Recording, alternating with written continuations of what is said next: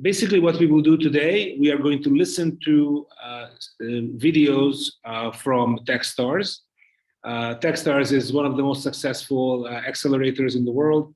They have 43 different accelerators in various cities. Their total portfolio value is close to $50 billion. They started in 2006, so they are I would say they're very successful at what they are doing.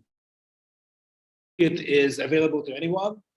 What we do now here, the only difference is that we discuss it together. And my view is that it always helps to discuss it with others. As for myself, obviously, I'm not the typical young entrepreneur. I've tried my hands at entrepreneurship a number of times earlier. I built 2 companies when I was much younger. And basically, since 2009, I work with startups exclusively. I've seen about 700 startups in the last 13 years, both in Hungary and here in the region. And I found that the good global startup building mindset is kind of rare and kind of foreign in this part of the world. And I would like to actually bring in as much, sort of international air as possible. So that's why I put together this series. So Techstars actually knows about it, and they love that we are actually reviewing this course. Obviously, it's summertime, so there is a bit less interest in following it, but I'm happy that you guys are here. So let's get started. So here is the first video. There will be altogether 9 videos, and I'm going to try to actually run it smoothly, so without interruption. Can you actually see my screen now? You can't see it yet. Now I'm asking you now whether you see it now.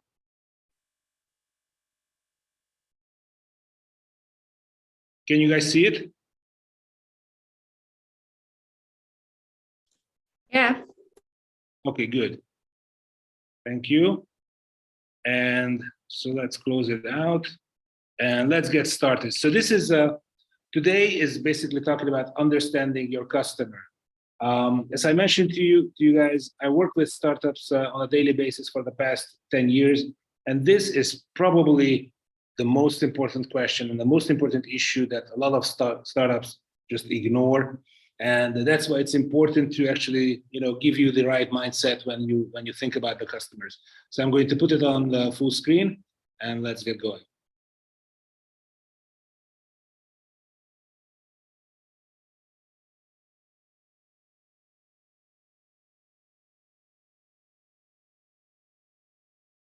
How many of you in the audience have an engineering degree or some type of hard sciences degree? Show of hands. All right, so that's most of us in the room. I have an engineering degree. We've played this game 5,000 times by the time we get our degree, which is some authority figure comes to you with a problem, says there's one known solution, and your grade depends on you answering that one known solution. So we got really good at this. We're really trained at doing this well.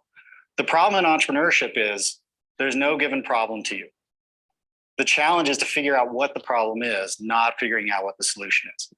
So what this session is going to help you do is, instead of figuring out the one right solution that your grade or the future of your company depends on, it's figuring out the problems, the questions to ask to help you understand how to build the right product for your customers. I think Einstein captured this really well when he said, the formulation of a problem is often more essential than its solution.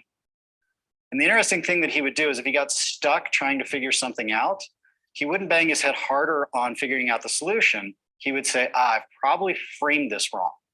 Really common among engineers or people who are used to building a lot of things, like they get their joy and fulfillment out of building. First place we go is to build. This can be really dangerous in early stage startups because the likelihood you're going to build the wrong thing is really high. So there's a missing crucial step there that can save you sometimes years and years of hardship and toil. There was one company that I was a part of, one of the startups I was a part of. We spent almost 3 years building a product. I'm not proud of this. Building a product, winning tons of awards for the technology. We shipped the thing and no one cared about it. We barely even made the money we invested on it back. And the fundamental thing was that we got the problem wrong. We never sat down and asked the question, what is the underlying fundamental problem here we're trying to solve? We built amazing technology for a problem that didn't exist, which is a real bummer to invest your life, or at least 3 years of your life in that. So hopefully these tools will help you avoid that. In my mind, it all starts with empathy. So I want to give you a little bit of a just light guide on what empathy is and how it works in our brains. So let's say that you just happen to have a functional MRI machine. You brought one of your customers in and had them describe an experience that they're having. Their brains would light up on the functional MRI machine pretty much this way. These centers of the brains would get very active in burning off sugar. If you put you or somebody else in a functional MRI machine right next to them, and all they're doing is listening to that customer explain their experience, their brains would light up in very similar ways. This is a process of mirror neurons. Our brains are hardwired to take the position of others, have empathy for them, and understand their intent and where they're coming from. Our brains do this naturally. Problem is, we often ignore that part of our brain, or we don't even give ourselves the chance to have empathy where we can connect our brains with our customers and understand what's really going on in the world. But empathy isn't enough. You also have to have insight. Because if you're building a company that's from scratch, doing something new, your insights will allow you to go in places other people may have not ever thought possible. So you can discover a solution space that perhaps no one else has solved, or you know that there's a possibility of something that's possible that no one else has seen, or you can reframe the situation in a way that allows you to create a very large business. And when you combine those, empathy plus insights, that allows you to frame a problem. Because it can be dangerous to solve exactly word for word what the customer asks you to solve. It's your insights that allows you to break away from that, create something different or something revolutionarily better. And that's what you can build really powerful businesses around.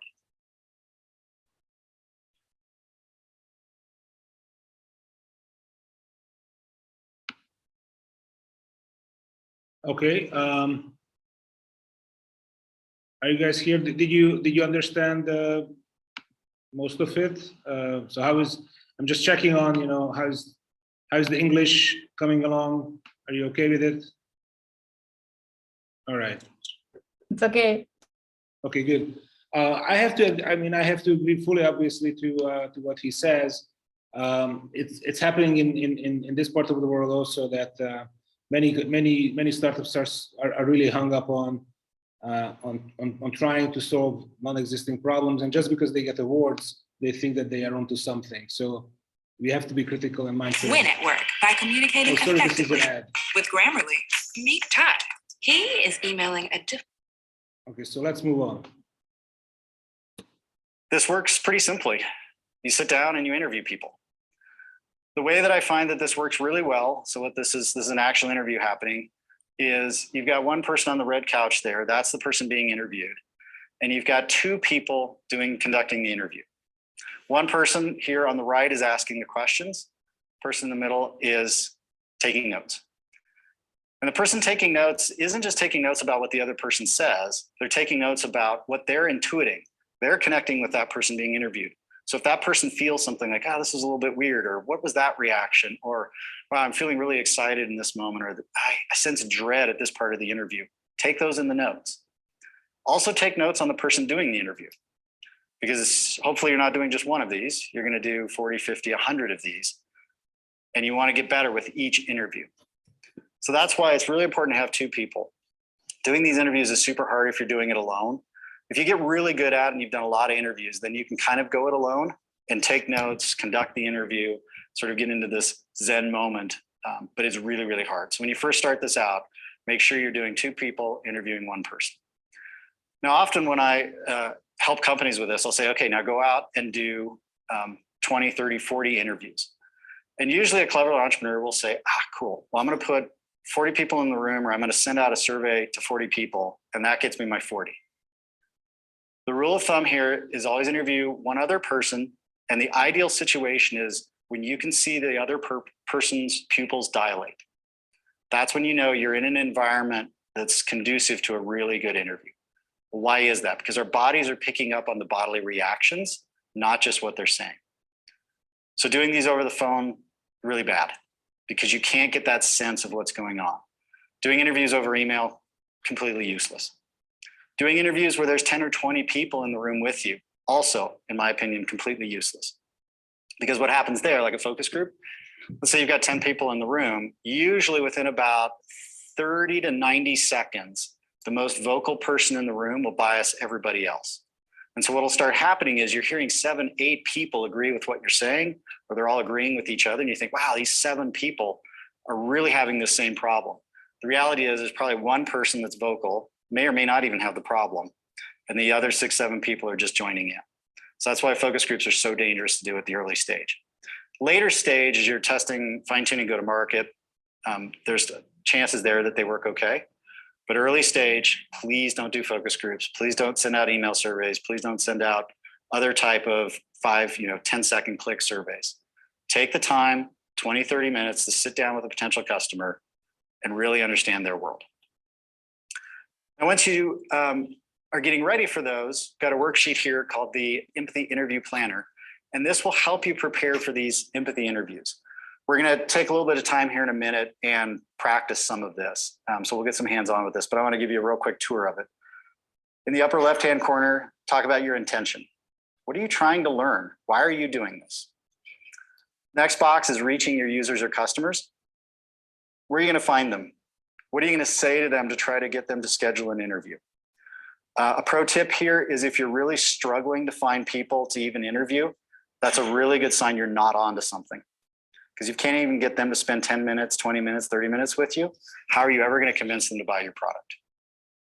So that's the first sign, whether or not even your intention is sort of aimed in a spot that the market cares about.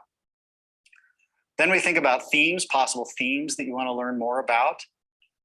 And then your interview questions. So pull from those themes, asking 1 or 2 open-ended, genuinely curious questions about the themes that you want to explore. And then on the right-hand side of this guide or of the worksheet is a guide that gives you some insights into how to ask effective questions, how to conduct these interviews in a way that maximize the data that comes back from the people you're interviewing. So we'll dive into this here in a minute, pretty hands-on. Because we're doing multiple of these interviews, the key is we want to be able to step back and start to see patterns. We've got this raw data from the interviews that when you do these, transcribe almost, maybe not word for word like a medical transcription, but transcribe thematically pretty accurately what the other person says. So when you get done with 40, 50, 100 of these interviews, you're gonna have a lot of transcripts. So the empathy map is a way to stand back and say, okay, given everything that we learned from all these interviews, what are the patterns that are showing up? And the specific patterns we want to focus on in the middle are, what did the people say? What stood out to you? The people said, don't think just about things that you heard over and over again. Also note outliers here. Outlier comments can be really powerful. So what did they say in the interview? What did you infer that they were thinking? Or maybe they were actually talking about the thoughts that they were having. If you're watching people do, in a work situation, so let's say your business involves certain activities, go visit your prospects, watch them do those activities, and do is where they either talk about what they did or you actually observing what they're doing. There's a piece of this which is, there's kind of a joke in knowledge management, which is we only know what we know in the moment when we need to know it. So if you ask somebody what they know, you'll get pretty crappy answers. If you watch them do something and have them sort of articulate or sort of talk to themselves about what they're thinking about, how they're approaching it, then you'll really get the knowledge that they have. So that's a trick if you're out in the field doing ethnographic type research where you're watching people work. And then the final box here is feel. So if you feel something in these interviews, or if the person describes their emotions in the situations that you're having them describe, note those there. Also note outliers as well as common patterns. So the center part there is where you're really pulling directly from the transcripts. Then on the edges, you're trying to infer what's going on around that direct lived experience. So there you're synthesizing out, okay, of the feelings, of the thoughts, of the actions, what represents tensions and anxieties? What makes them nervous? What's sort of keeping them stuck in the status quo? Because most new products, most new startups, your biggest competition is not the other 12 startups doing what you're sort of vaguely doing. The biggest competition is the status quo, the entrenched beliefs of your customers. And those generally show up as tensions and anxieties where they don't want to move away from the status quo. So note those there. Motivations. What's motivating them to take on a different way?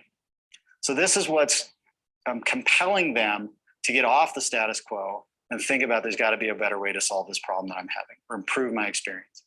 And then finally, note the situations that these people are in as they're describing their lived experience. And we'll get back to the situation, why that's important here in a little bit. Then once you do this, stand back from it. I've done these where there's like 400 or 500 sticky notes on this huge mural on the wall. The sticky notes represent direct quotes from the interviews. And then we stand back from it and we look for patterns. We say, okay, where's the signal? Where are the outliers here? Where are we getting insights? Where are we getting data that blends up with our insights to give us a way of looking at the customer, at the prospect in a way that we maybe have never thought about before?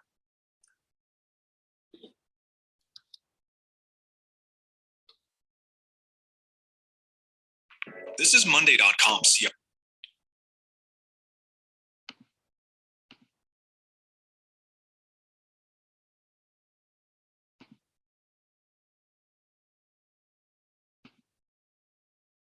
So there's a group of students at Stanford, and they were given a design challenge of improving technology in third world environments.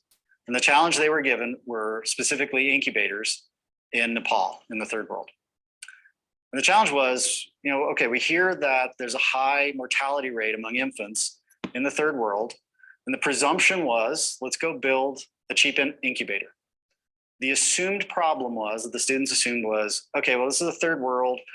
Probably the infrastructure isn't all that great. Probably they don't have incubators to keep the babies warm, or if they do, they're broken, they have a hard time getting parts. But our suspicion is they just can't afford these incubators. And so they started on the design challenge, and the professor was like, whoa, where's your direct experience here? And they're like, well, what do you mean? Like, where's your direct experience? Have you talked to doctors, nurses in the field in third world countries to check up your assumptions? I'm like, no. So they got on a plane, went to Nepal, rural Nepal, went to a hospital, said, hey, we're here to build better incubators for you. The doctor's like, okay, great, they're over there. And they looked at him and were like, well, there's a whole wall of incubators. What's wrong with the incubators? So one, they're like, great, they have incubators, but that was a surprise. Number two, what's wrong with them? Because we don't see any babies in them. And the staff there said, oh, the incubators are totally fine. They work great. But the babies never make it here from the field in time to put them in the incubator to make a difference. So in that moment, they got data that was a complete reframe on what they thought. They thought the problem to solve was incubators were too expensive. And what they realized was the problem was the incubators are fine, but we don't have a solution for the 2 to 3 hours it takes the babies to make it from the location of birth to the hospital where they can be saved. So knowing this, they're like, okay, well, let's go out into the field. Let's go way out into the rural areas and look at what's going on. So they watched births, they understood the dynamics of what was happening. And what they realized was, we don't need a cheap, fancy incubator in a hospital. We need this. It's basically like a sleeping bag. So the reframe was, the problem is we have to keep the babies warm for 2 to 3 hours to get into the hospital. If we do that, problem solved. So they built basically what looks like a sleeping bag for a newborn. Wrap it in there. There's a little gel pack that you boil. Put the gel pack in there. Good for 2 to 3 hours to keep the baby warm on the way to the hospital. So they built a few prototypes of this because, again, even the reframe knowing, this is the solution wasn't good enough. So they built a bunch of prototypes to figure out, okay, is this going to work? Built prototypes, put them out in the field, zero efficacy. Didn't work at all. And they're thinking material science is like, oh, is the fabric wrong? Did the gel pack fail? They go back out and they realize, no, why it's failing is the mothers are refusing to put their babies in the mobile incubator. And I'm like, what in the world is that? There's a perfectly good solution. It's cheap, works great. Why in the world, moms, are you not using this?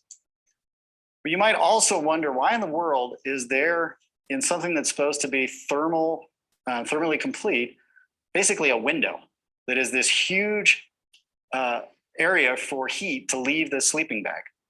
Well, in their culture, unless the moms can see the heart area of the baby, they were presuming that these bags were going to kill the kids. And that was a cultural artifact that in the West, we totally missed that cultural artifact. So by making the solution much more ineffective thermally, it dramatically increased usage of the product. So sometimes get ourselves in our perfect engineering brains and we think, oh, it's all about we didn't build the solution perfectly. Now, the reality here of why this initial prototype failed was they didn't have complete empathy for the moms and the social context and the cultural context of what they were building. So this device now has saved, I believe, about 200,000 or 300,000 kids in rural areas and helping them get to hospitals in time for medical attention. So this is the power of empathy, of doing research in the field to really understand the underlying problems, social context around the problem that you're trying to solve. Well, obviously, I really like this this example. I think that it's a perfect representation of how a startup can misunderstand the problem clearly, just as he described, and also in the earlier one, I think it was very, very important to emphasize that the only time these interviews work is if you look into the eye of the other person really, and probably. The best if it's in the same physical space. Nothing replaces that. 95% of startups that I've met never do in-person interviews because they don't. I can't put it in a different way. They don't like to talk to customers. They prefer, interviewing them on survey and then doing all kinds of, analytics and statistics of that, which is worth not much because they really haven't heard the real answer and the real feedback from customers. So this is really, I think, a very, very good summation of how to go about it. And there is no replacement to actually seeing the problem firsthand. Let's move on.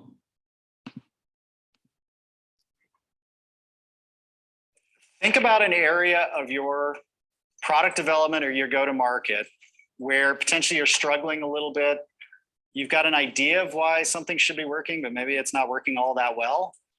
Or maybe there's a big unknown in your business that you want to put some data and some evidence behind, and you want to do some empathy interviews.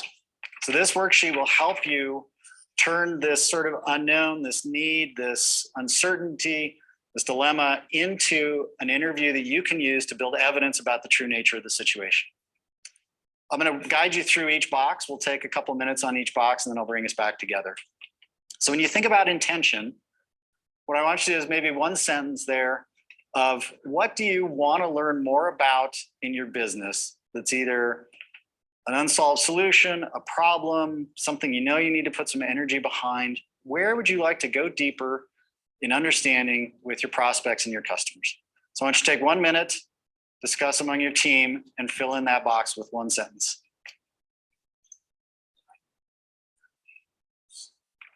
Okay, so hopefully you've got some intention that you want to explore.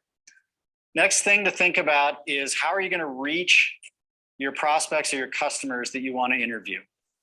What are you going to say to them? Where are you going to find them? How are you going to get them interested in coming and spending 30 minutes chatting with you? So that's that middle left-hand box. Let's take another about 1.5 minutes, 2 minutes to fill in that box.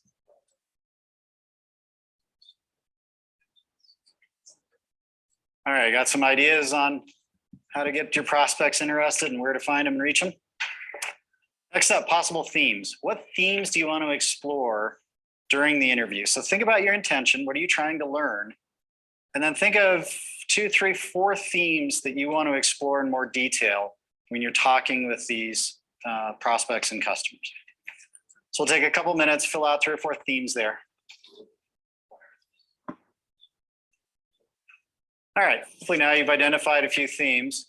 In the sake of time, we're not going to explore all the themes, but what I want you to do is pick one theme and come up with 3 or 4 questions that you would like to ask related to that theme. So we're not going to go through all the themes. Eventually you would, but just to give you some practice on each of these sections. Handful of questions you would want to ask to gain empathy around the theme you're exploring. And look at the interview guide on the right-hand side of the worksheet. That'll give you some helpful tips on how to frame the questions. The big thing is to frame them in very open-ended and curious ways.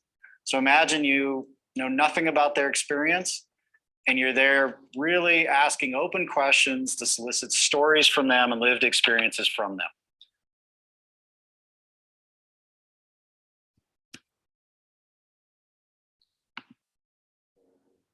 Right. I love that it's super structured. That's definitely very helpful. I think it's a little, typically these interviews are very difficult to conduct in this very structured way, but it's good to start with this very strong structure. I fully agree. You've got some questions, but let's learn a little bit more about how these interviews, how to think about and structure the interviews. I'm gonna have a couple helpers come up and do a little role playing here with this. And some applause for our volunteers, please. What we're gonna do here is do a little bit of role playing around these interviews. Beck, you're gonna be asking the questions, right? Hannah, you're going to be playing the role of a potential customer, potential prospect. So we understand our roles here. I'll let them do kind of the interview here, and then I'll say time out. And what I'll do is I'll break in and kind of do the color commentary on what I'm observing. And then I'll say time in, and then we'll kind of go back into role playing. So we've got a couple of trained improv artists here, so I think we'll be good. All right, so time in. So don't you think that prefab homes would be a great way to go on this land? I don't know if I know enough about what a prefab home is, but Yeah. maybe. Well, but wouldn't it be great if like your house came more complete than if you had to find all the pieces yourself? Yeah. I mean, that sounds nice. All right, let's do time out here. So on those last two questions, really good leading questions. So the challenge here is, so Hannah was sort of following along. And if you have a reality distortion field, which is really like you're bought in on the fact that this is a problem, I heard Hannah being nice, which is like, oh yeah, that's kind of an issue maybe. And it's super easy for Beck to think, oh, I'm onto something. Finally, I'm talking to somebody who needs what I'm selling. Confirmation. Off we go.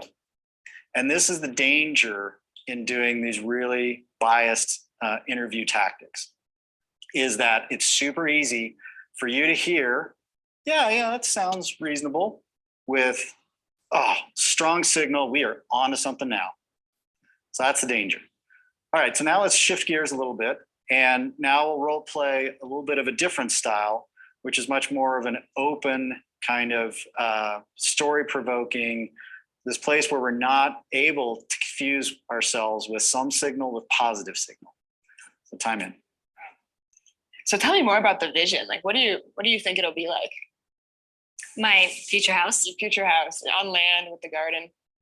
Well, I always had a dream to have like friends or family nearby. So maybe sharing land or having different plots with kind of like more of community style. So not totally alone, but we could share like a garden or something. I'm really into simplicity.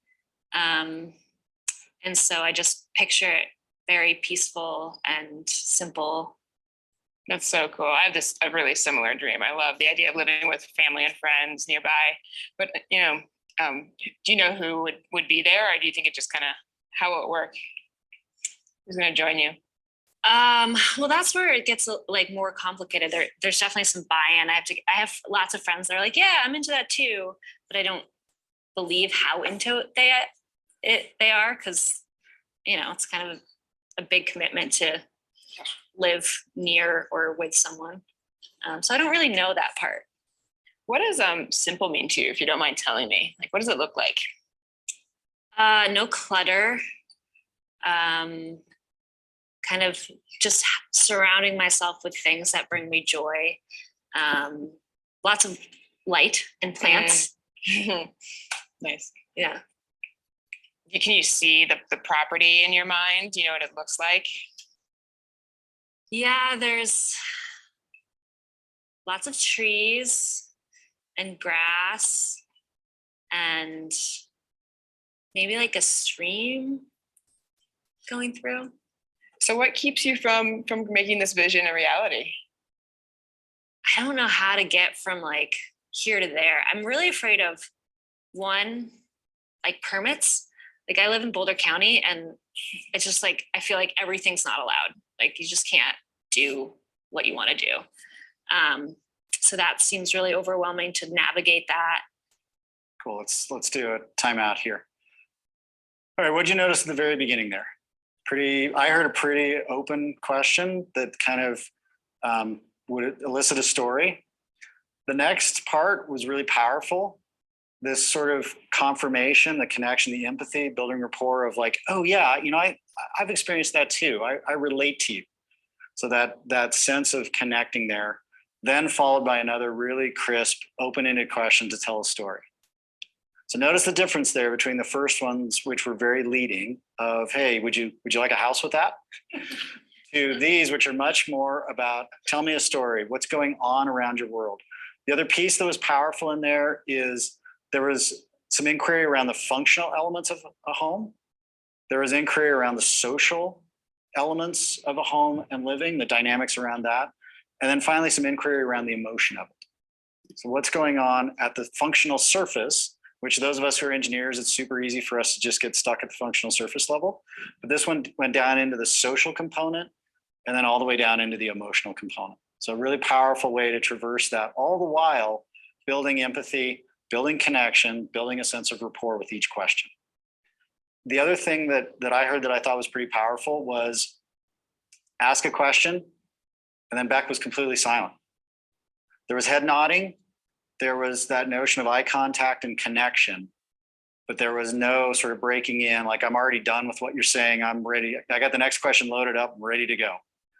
So give space. It's the hardest thing when you do these interviews, is to give space for the person to answer, and then give a little bit of space for awkward silence. Because in that awkward silence is often where you'll get a little extra nugget of what's going on for the person. Thank you so much for doing the role playing. Really appreciate it.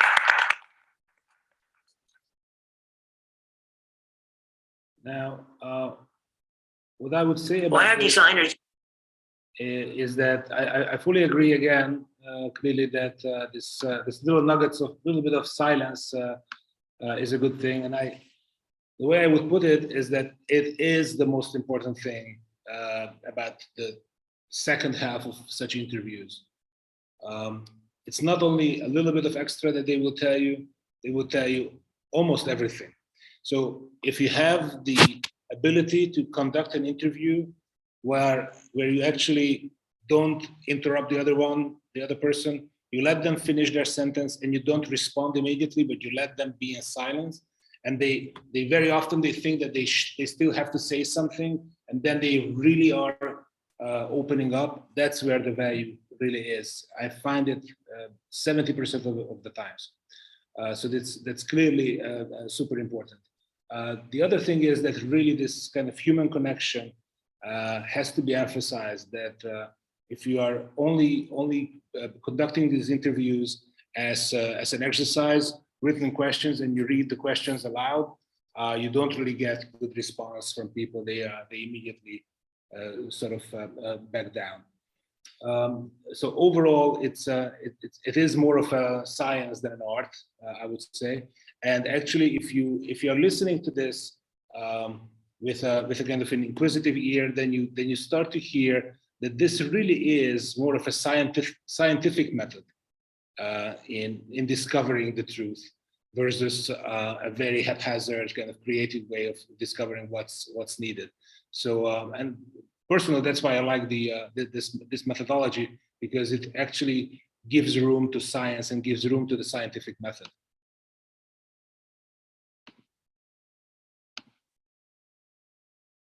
Yeah, there's a joke that I have a worksheet for everything, and yes, I have another worksheet here. And this is now around jobs to be done. To me, the most powerful thing to get to with your empathy interviews, distill it down into an empathy map so you can see the patterns, and then synthesize it down into a job to be done. So I've got a worksheet that goes through this. I'll explain what this worksheet is in a minute, but I want to give an example. So recently I was tasked with the job of putting handles on cabinets. So that was our cabinets, and I needed to put that thing on a cabinet, and it didn't have it on there before. Now, the interesting thing about this is we were about ready to sell our house. We knew our kitchen was a little bit dated, and the belief was if we put these magic handles on our cabinets, the house will be worth so much more. So that's the challenge I was given. I'm a bit of a handy person, so I was like, oh, I can do that. So now I want to walk you through how to think about a job to be done. So for me, what progress was I trying to make? That's the first question you answer. And you try to answer it both functional, social, and emotional. So remember the interview that just happened here. Digging into not just the functional components of what's going on, but the social and emotional. So for me, I felt pressure to put a perfect hole in a hardwood cabinet to get the most value when we sell our house. So that's the progress that I was trying to make. I had the pulls, but the screws on them were a little bit odd. So the situation I was in is the hole I need is an odd sized. It was slightly bigger than the bit that I had and slightly smaller than the other bit that I had. And I have to get it right the first time. That situation was super, super important here. I have one chance to drill this hole, and if I screw it up, it materially affects the value of our house. That was the challenge. The obstacles, I didn't have the correct size drill bit. I couldn't make the exact sized hole that I needed to make. The workarounds, I could have used a slightly larger bit, and maybe it would have rolled around, not been quite snug on there. And that bit was fairly old, so I was like, I don't know if this is gonna make a great hole. I mean, I could use it if I had to, but did I mention that I have to get this right the first time I drill it and I only get one shot? And then the trade-offs, the value and the trade-offs. So the pulls were about 100 times more expensive than the drill bit that I could buy. So the cost of a new bit is inconsequential. And I could hire somebody to do the whole job for me. That's a trade-off that I could have. But the value of that perfect hole was paramount to me. So then you pull down these statements into a sentence. So for me, my job to be done was, I feel pressure to put a perfect hole in a hardwood cabinet to get the most value when we sell our house. The hole I need is an odd size. It's in really hardwood, and I have to get it right the first time. I don't have the correct size drill bit. I could use a slightly larger bit that's fairly old. And the pulls were 100 times more expensive than the drill bit. So the cost of a new bit is inconsequential to me. I could hire somebody to do the whole job for me, but I like doing it myself. So that's what I was doing when I thought about putting these pulls on the cabinet. Then I think about the flow of money and attention going through each job here. So for me, it was more emotional currency than actual currency. I had to get it right. I didn't want to disappoint the people in my family, and I was under pressure. We got to sell our house pretty quickly. So the question here, and the key thing to pay attention to, is what job will your customers hire you to do for them? And when you figure that out and you figure out their language around that, amazing things happen to your ability to build the product people want, and more importantly, take that product to market in an effective way. So let's go on the journey here. So these solution, drill bits. So I go to the store, I'm looking at the drill bits. Now think, what is my job to be done here? I need to not screw up putting a hole of exactly a certain size, which is kind of a goofy size, into hardwood. And now I'm shopping for the perfect bit to put that perfect hole in my cabinet. And I look at this and I'm thinking, okay, well, this has a 135-degree split point. Well, I don't know what that means. It lasts 6 times longer. I only have to drill about 30 holes. It's made out of titanium. I'm like, okay, is titanium hard metal? Where does it rank in brittle and strength? It's kind of a pretty color. Well, maybe I should pick that one. Or I could pick these. Well, it starts 10 times faster. What does that even mean? Like, do I care about how fast the bit starts? It's got all the goofy sizes I need, which is good. It's got 3 flattened shanks on it. I have no idea if that's a good thing or a bad thing. Apparently that means the chuck won't slip. What's the chuck again? I'm trying to remember. What the heck is the chuck? Do I want these?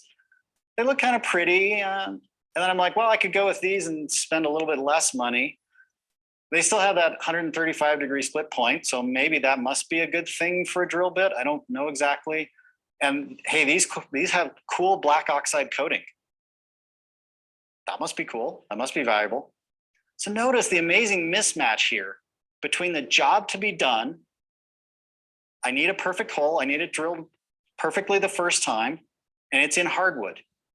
And all I get when I go to the store is description after description and Turbo Max. What the hell's Turbo Max? I don't even know what Turbo Max is. Like, I'm not hiring a Turbo Max. I'm hiring this to make a good hole. And none of this tells me, is this thing going to make a great hole for me?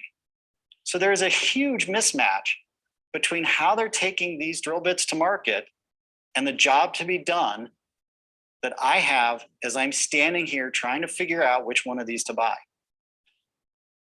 There's a high likelihood you are doing this today to your customers. Your websites, your go-to-market is probably all it's talking about is your solution, your 135-degree split bit, your extra keyless chuck, your 10 times faster start. But none of this speaks to what I actually need. I need a great hole in a piece of hardwood. So be sure and align your go-to-market with the job to be done and the language of your customer. And the funny thing is, if one of those bits said, we drill a perfect hole guaranteed the first time in hardwood, and it was 10 times more expensive than the other bits, I would have bought it. Because the bit was a very, very small fraction of the overall cost of what I was doing. But yet they bombarded me with all these buzzwords about how great the bit was. Now, one that was doing it right, I noticed just to the right of the drill bits are the Jigsaw Blades. So I pick up this Bosch one. It makes a clean cut in wood. Awesome. That helps me. And I love the little symbol on the back. You've got a turtle and a rabbit. Awesome. This bit cuts about medium speed. And it's good for finished wood. Finished wood's on the right, rough wood's on the left. So I know this is a medium speed bit that's going to help me cut through finished wood, nearly finished wood. Awesome. Because what do I want to do with the jigsaw bit? I want to cut a piece of wood off. This helps me understand, is this the right kind of bit for the wood that I have? And how fast is the thing going to work for me? Much more aligned with the job to be done. Much better go to market off these jigsaw. I wish the drill bits would have done the same thing.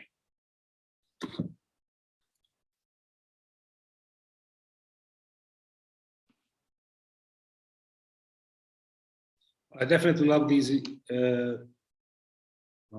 This is just a rerun, I think. Yeah. I love these examples, but clearly they are very relatable.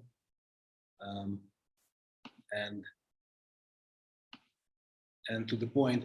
Well, it's definitely true that many times it happens to every one of us, startups and entrepreneurs, that we fall in love with our solution and we highlight features of the solution that are not necessarily important to the customer. That's why it's so important to know the customer's language to begin with. So be mindful of that.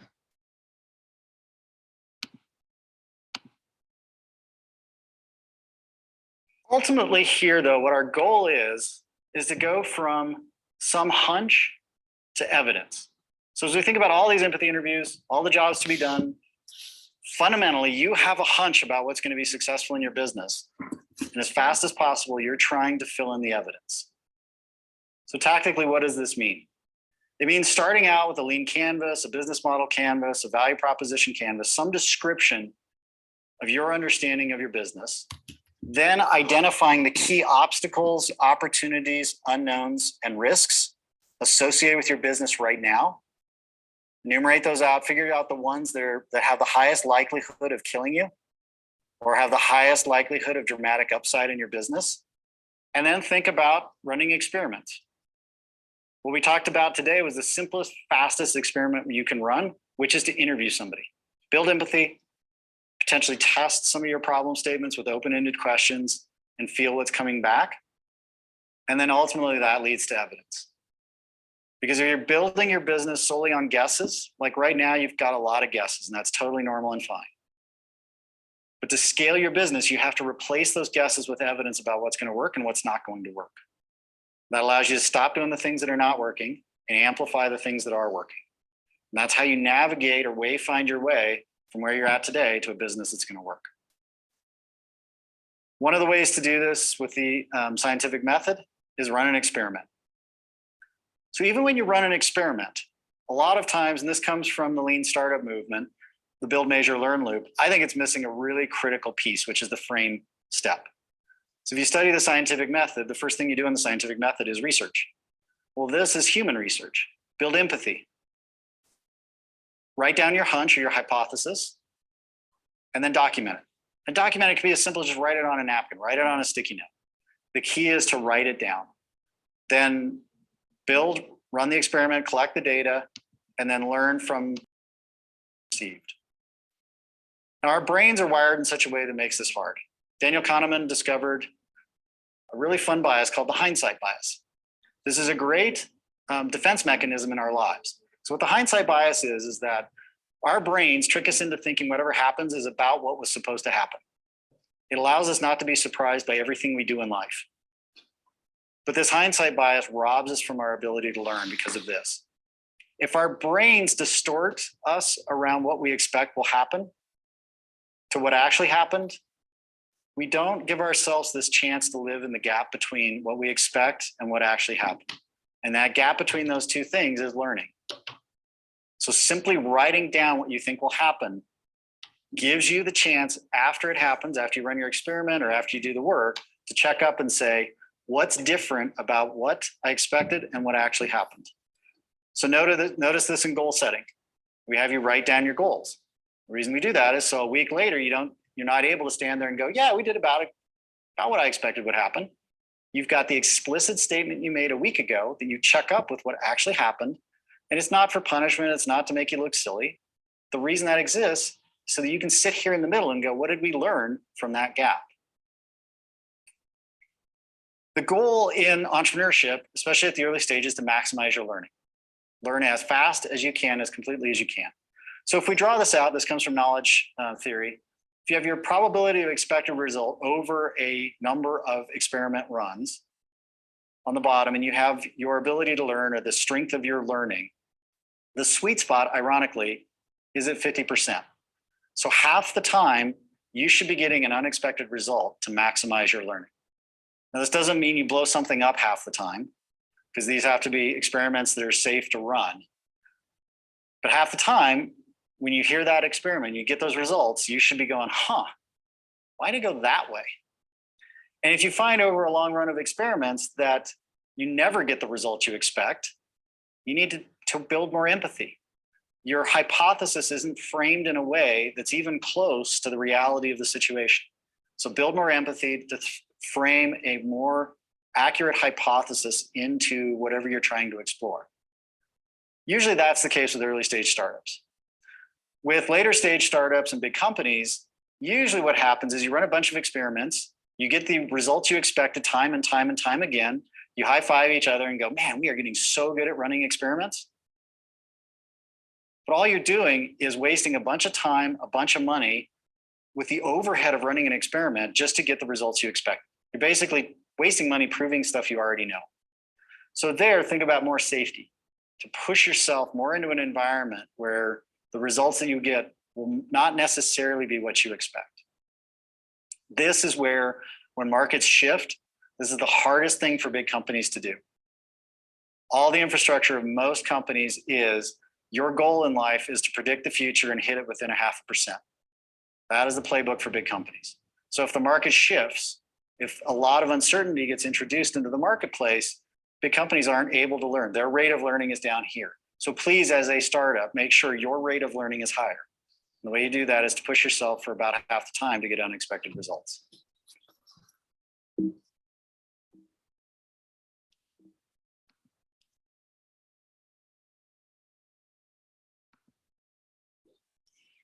Yeah, again, very valuable. Again, it can be emphasized enough that learning is the way to actually create valuable businesses, and learning, clearly has to happen in the area where you have the least knowledge.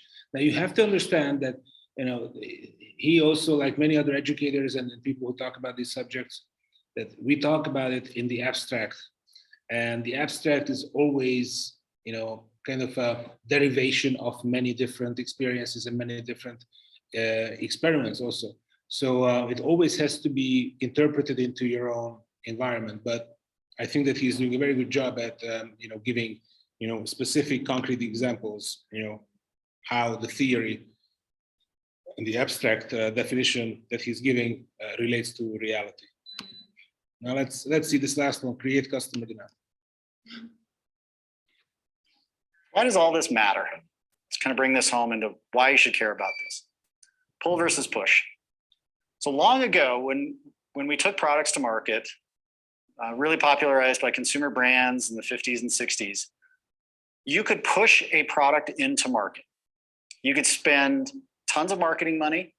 You could saturate every place an eyeball or an ear lived, newspapers, TV, radio, and you could bombard the market with your message. You could push it onto them. And they really had no choice but accept what you pushed onto them.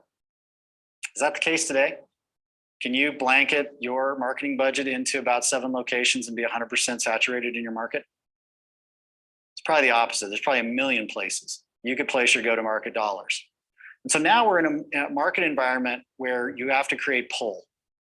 You can't push your message onto people. You have to create excitement through understanding and language that resonates with people, imagery that resonates, and a product that resonates to get that pull from the market and people coming to you. If you find that you're trying to push your message onto people and it's not working, you probably haven't done your homework to figure out the job to be done for your customer. Do the empathy work. Do the jobs to be done definition. If you have language that resonates, people will begin pulling the product out of your hands. That's when you know you've got your go-to-market and your product well-tuned. So if you're sitting around asking yourself the question, do we have product market fit? You don't have it yet, because you have product market fit when you don't have time to ask yourself that question. And the best way to get to product market fit early on is doing the empathy interviews, and then eventually building a product and a go-to-market strategy that satisfies the job to be done for your customers. And as we think about doing these empathy interviews, again, think about the continuum of questions that we saw here. So on one side, you can ask questions that confirm your beliefs. And on the other side, you can ask questions that refute your beliefs. Empathy interviews start in that middle place, open-ended empathy. If you really want to start testing, okay, we've got a point of view that we think our customers should have. As you start testing it, it will be really, really your second nature to ask questions that confirm it. Do you want to buy a house? Do you want to buy a modular house? Right? Those are hugely confirming questions. A refuting style question is, how do you like renting? So if I'm trying to sell you a house and I ask, how do you like renting? If I get the answer back, oh yeah, it's fine. That's somebody being nice. I suddenly don't get the signal back that, oh, I'm onto something. You get the signal back that I'm not quite onto something yet. So it's a way to put your reality distortion field a little bit in check, which is as you're trying to do the final inquiry into what the real problem is here and testing go-to-market, slightly refute your point of view as you test it with customers and see what comes back. If they push back against you, that's a little bit socially awkward. And so if they're pushing back against you, it's really a problem for them. They're like, I don't care if I'm socially awkward. I don't care if I'm disagreeing with you. I have this problem and I would love for you to solve it. When you get that energy back, that's when you know you're getting closer to getting onto something with your product as well as your go-to-market messaging. So fundamentally, this is about asking, what is the problem? We're here to solve a problem or an aspiration. What is it?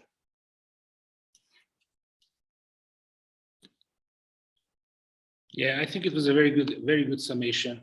I would actually, if I could correct something or just make a change, I would definitely change, say, not create customer demand, but just discover, because that's what he was actually, I think, talking about.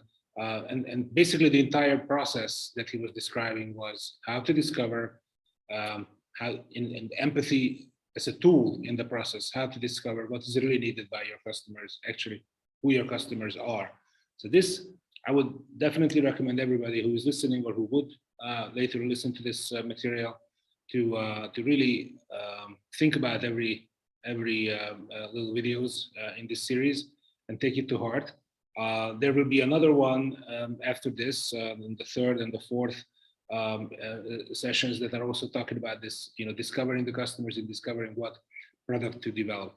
Now, let me ask our two participants here, Emilke and Josip, whether they have any questions.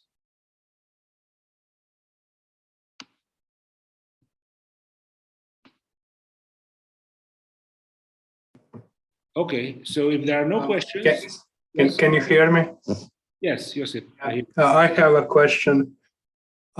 So basically, if I understand correctly, this learning about your customers is about these interviews, and these interviews should be in person, correct? Yes, should be in person. You know, he calls it empathy interviews, and basically, Yes.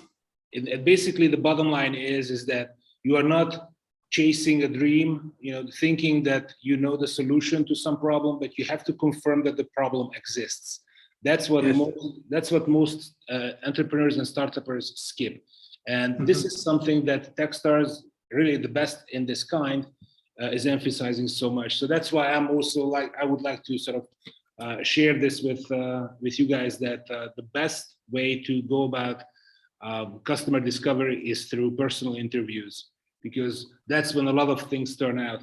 And guess what? If in the interview it turns out that your original idea is not that important to the customer, you can change it. You are free to change it. You don't have to stick with it. And so that is a bit of a criticism to how startup financing and startup operations are these days, because very often you go to investors with an idea which they judge whichever way they can, and then they tell you to go and validate it. And validation basically means talking through interviews with customers, and it should be the other way around. So this is also, I think it's a very good message about the right structure of your thinking, because this actually helps you clarify what is not true about your assumption and what is true about that. Okay, I understand that, but my question is, so let's say you have a digital product, you have some sort of an app, website, and you live in that really small market like Croatia. How can you find those people that you can ask questions about your product? Well, you know, it depends on, obviously it depends on the product, but in this day and age, what you can do is you can go online. You can actually organize meetings with people, you know, face-to-face meetings. I very often I recommend people to go to, you know, if your customer base, the demographics of your customer base is, let's say, young people, go to university and talk to them. If it's you know, I don't know, middle-aged people, go to a coffee shop, 2 people, 1 man, 1 woman, and you can basically say, hey, we are doing research for our startup. Are you willing to, you know, speak with us about the topic? It's always important to be, you know, in couples, because then it's neutral, and that typically works. If the customer base, potential customer base, is all, I don't know, all young mothers, then clearly you have to find ways to them, and it's up to you as an entrepreneur to find these little avenues. The good news is you don't need to do it hundreds of times. You need like 30, 40 interviews, 30 maximum, I would say, and then you will be already 95% ahead of your competition. So if you're living in a small market like in Croatia, well, depending on what your product or service is Croatia a target market? It may not be. I don't know. Clearly, you haven't mentioned what your idea or business is about. But for example, one of the largest Hungarian startups, Prezi, has a very, very tiny market share in Hungary. They don't really focus on the Hungarian market. They focus on the global market. Why? Because they are in the presentation business, and online presentations are dominated by, you know, Microsoft PowerPoint, which is the dominant number 1 in the presentation business. And so for them, the real market is global. So they can actually talk to anybody who uses PowerPoint. Okay, thank you. All right, thank you guys. That would be it for today. And we are going to meet again next week. Bye. Bye now. Thanks.